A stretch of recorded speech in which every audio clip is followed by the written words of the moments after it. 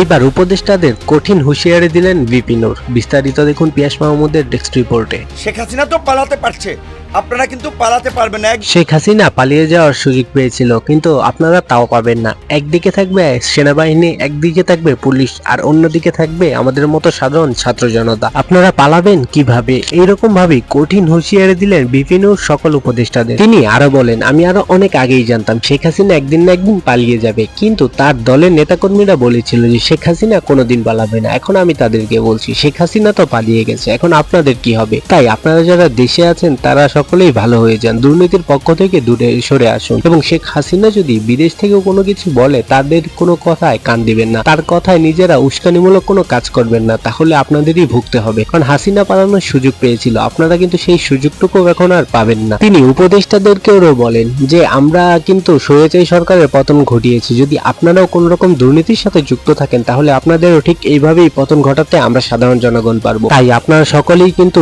সাবধান।